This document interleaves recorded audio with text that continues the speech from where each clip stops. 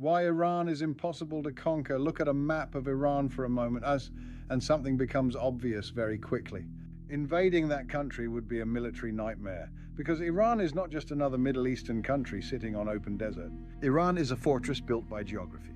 To the west lies the Zagros Mountain range, stretching roughly 1,600 kilometers along Iran's border with Iraq. This massive wall of mountains forms the first barrier any invading army would face if it tried to enter Iran from the west. These are not small hills. The Zagros Mountains are steep, broken, and extremely difficult terrain for large mechanized forces to move through. To the north stand the Alborz Mountains, rising sharply along the southern shore of the Caspian Sea. These mountains form another natural defensive barrier protecting the approaches to Tehran and the northern interior of the country. Then, in the center of Iran lie enormous deserts, places like the Dashti Kavir and the Dashti Lut, some of the harshest environments on Earth, scorching heat in summer, freezing cold at night. Huge distances with very little infrastructure. When you put all of this together, the result is something military planners immediately recognize. Iran is a naturally defensive country, but geography does more than simply make a country look difficult on a map. It shapes the way wars are fought. Modern armies rely heavily on speed. Mechanized forces use tanks, armored vehicles, and trucks to move rapidly across open ground. Speed allows an invading army to break through defenses quickly, before the defender has time to fully organize resistance. But mountains destroy speed. Roads become narrow, routes become predictable, valleys and passes become choke points. Instead of moving across a wide battlefield, the invading army becomes funneled into a handful of winding roads and mountain corridors. And once an army becomes a long, narrow column in mountain terrain, it becomes vulnerable. A destroyed bridge can halt thousands of troops. A blocked pass can delay an entire advance. A small defending force can slow down a much larger army simply by controlling the right piece of ground. This is the first brutal truth of mountain warfare. The terrain itself begins fighting against the invading army. But slowing an army down is only the beginning of the problem, because modern armies do not just run on courage or weapons, they run on logistics. Fuel, food, ammunition, medical supplies, spare parts. A modern mechanized army burns through huge quantities of resources every single day just to keep operating. And in mountainous terrain, all of those supplies must move through the same narrow roads and vulnerable passes, which creates a dangerous weakness. Because the defender does not need to destroy the entire invading army. They only need to attack the supply system behind it, destroy a bridge, ambush a convoy, block a mountain road. Suddenly the entire offensive slows down, fuel arrives late, food runs short, ammunition deliveries become uncertain. And the army that once moved quickly now struggles simply to keep itself supplied. This is why mountains are so dangerous. They turn every road into a potential trap. But geography creates another powerful advantage as well. Because once an invading army is forced into mountain terrain, the defenders gain the high ground, and that is where the real punishment begins. Once an invading army enters mountain terrain, the balance of power starts to shift, because mountains give defenders one of the oldest advantages in warfare: high ground. For thousands of years, armies have fought to control hills and ridges, because from high ground you can see your enemy, you can observe their movement. You can watch roads, passes, and supply routes below, and you can fire downward into advancing forces. Meanwhile, the attacking army must move uphill.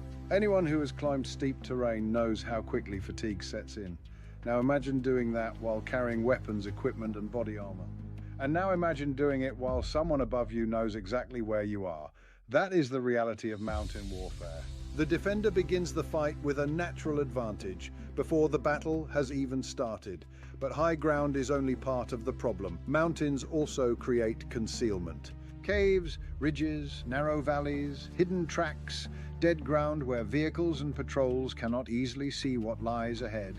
This terrain makes it extremely difficult for a large army to dominate the battlefield.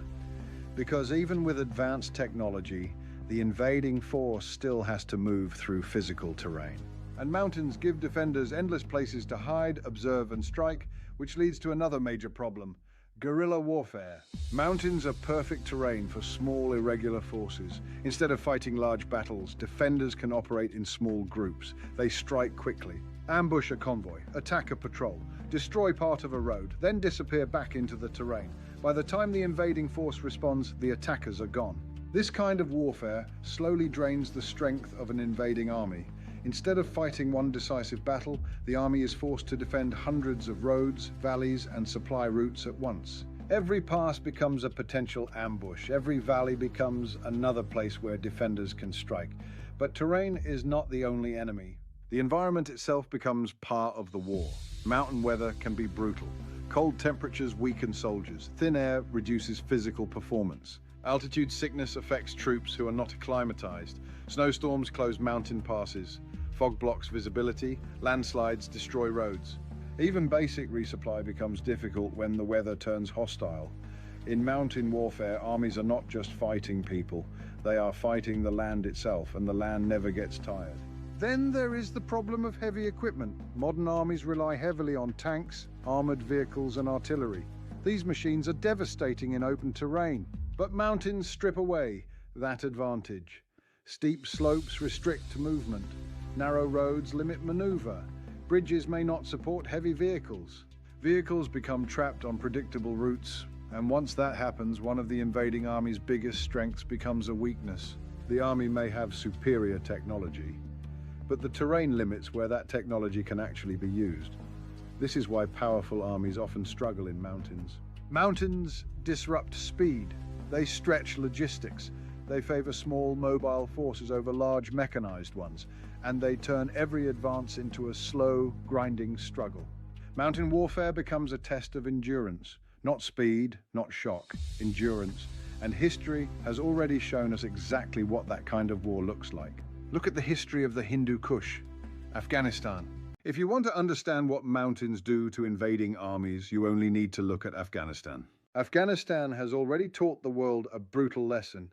Mountains change the rules of war. The British Empire fought wars there in the 19th century. The Soviet Union invaded in 1979 with tanks, helicopters, and one of the largest armies in the world. The United States and NATO fought there for 20 years. Three powerful military forces, three different eras, yet the same pattern kept appearing. Mountain warfare turned strong invading armies into exhausted occupiers trapped in long, draining conflicts. Small groups of fighters could control valleys and mountain passes. They could ambush supply convoys. They could disappear into terrain that large armies could not fully dominate. But the terrain itself also fought back. Cold weather weakened troops, altitude reduced performance, snowstorms closed passes. The environment made every operation harder. Even simple tasks like moving fuel, food, or ammunition could become slow and dangerous. When the terrain and weather turned against you, Afghanistan showed something important about mountain warfare. Once an army enters that terrain, the war stops being about speed. It becomes about endurance. How long can the army keep supplying its forces? How long can it protect its supply lines? How long can it maintain momentum when every mile forward becomes harder than the last? That lesson matters when you look at Iran, because the same geographic pattern exists there. The Zagros Mountains guard Iran's western frontier. Any army advancing from Iraq would quickly encounter steep ridges, narrow valleys, and limited routes.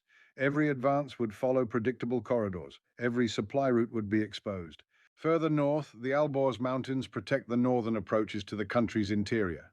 And beyond these mountain belts lie vast plateaus and deserts, terrain that stretches supply lines. This means invading Iran would not be one simple campaign. It would be a chain of difficult operations layered on top of each other. Every kilometer deeper into the country stretches the invading army further. Every mountain pass becomes another risk. Every valley becomes another ambush point. That is why the phrase impossible to conquer resonates. Not because Iran is literally unconquerable, but because conquering it would demand an enormous price.